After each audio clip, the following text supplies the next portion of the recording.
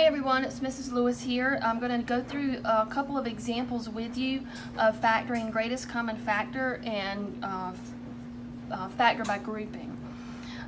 So in my first example, this is directly from the class notes that we did together. So in my first example, we're going to do greatest common factor. Remember, you always look for a GCF first before you do anything else. And we are going to factor 3ab squared minus 6a squared b. So if I look at both of these terms, so remember when I say terms, that means that those are things that are separated by a plus or a minus. So my terms are 3ab squared, negative 6a squared b. Looking inside my two terms, I'm looking for common factors. So I can see that they both have 3 and negative 6, so that gives them a common factor of 3. And then if I look at all my variables, I've got a to the first, a to the second. So it gives me a common factor of a. So I could say I've got 3a. And then with b squared and b to the first, that gives me a common factor of b. And then I'm going to put parentheses, and I'm going to divide each original term by the GCF. So if I divide 3ab squared by 3ab, the 3's cancel, the a's cancel, and b squared divided by b gives me b to the first. Do the same thing in the second term. Negative 6 divided by 3 is negative 2. A squared divided by a gives me a. B divided by b, that just gives me 1. So my answer is 3ab times b minus 2a. Example 2. I've got xyz plus 3x squared, y squared, z squared. So I look at my two terms, looking at xyz and 3x squared, y squared, z squared, I see that they have all share an x, a y, and a z. So I can pull out xyz,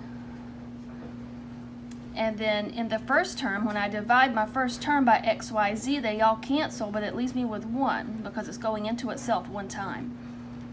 And then over here, the 3 is just being divided by 1, so it's still there. X squared divided by x is x. Y squared divided by y is y. Z squared divided by z is z.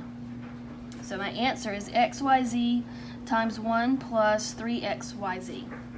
So that's how greatest common factor works. Just remember that you always look for that. And anytime you're asked to factor, you always start by looking for the GCF and trying to pull it out. Okay? All right, then I'm going down to number 5 on this, the 1.3 factoring review notes. You probably already have this in your notes, but in case you missed it, then you can catch it here. This time we're looking at how to factor with the grouping method. Grouping method works when we have a polynomial with 4 terms. So my four terms here are the 6x cubed, 9x squared, 2x, and 3. You still look for a GCF. Looking at all 4 terms, I don't see any factor that I can pull out of all 4 terms other than 1. So I'm going to just look at the first 2 terms, and it's basically you're applying the same concept. Just looking at the first 2 terms, I see a common factor. I could take out 3 from the 6 and the 9, and both terms have x to the second power, so I could take that out. And then if I divide the first term by 3x squared, that gives me 2x. Divide the second term by 3x squared, I'm left with 3 because the x squares cancel. I'm going to bring down my plus from here, and then I'm going to look at the last 2. Do I have a common factor here? We don't see anything that they share, but you always have a GCF of 1. So this time we're actually going to factor out the 1. So pull the 1 out, divide everything by 1 inside, and you can say you've got 1 parentheses 2x plus 3. Okay? Now, instead of having 4 terms, I've got 2 really big looking terms. I've got 2 terms. The 3x squared, 2x plus 3 is the first term. 1 times 2x plus 3 is my second term. Inside these 2 terms, we have a common factor of the 2x plus 3. So if you recall, factors are things that are multiplied together. So inside just the first term, my factors are 3, x squared, and then that whole 2x plus 3 is a factor. And then inside my second term, I have a factor of 1 and a 2x plus 3. But because they both have a common factor of 2x plus 3, I can pull it out to the front.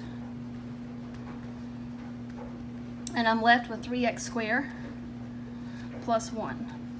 And that's it. I'm done. Okay, we're going to do one more example of grouping method.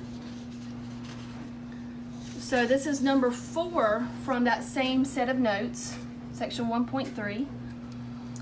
Again, we're going to look for a GCF first. If I look at all 4 terms, I notice they all have B. So B can go into a GCF. I also notice that all of my coefficients are divisible by 5. So I have a GCF of 5B. So I'm going to divide each term by my GCF. So at this point I'm not factoring by grouping, I'm just pulling out my GCF.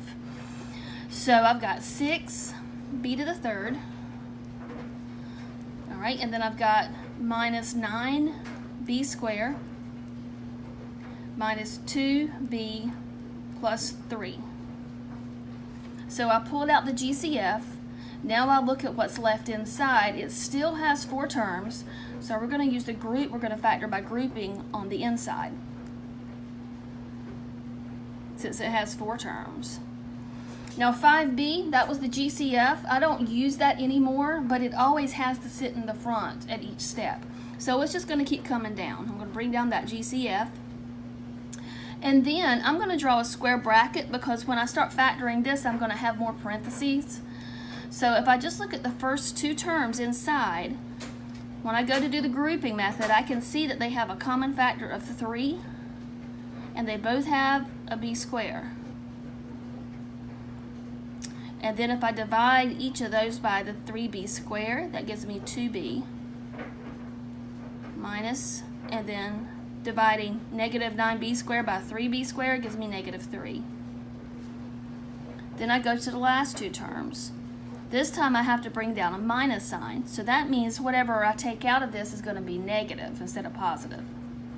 So I'm going to factor, because I don't see any other common factor, I know I can pull out a 1. So this time with a minus in the front, we're going to be factoring out negative 1.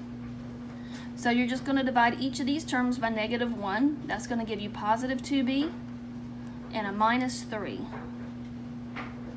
Okay? So factoring negative 1 out of there gave me 2b minus 3, and the first term I have 2b minus 3.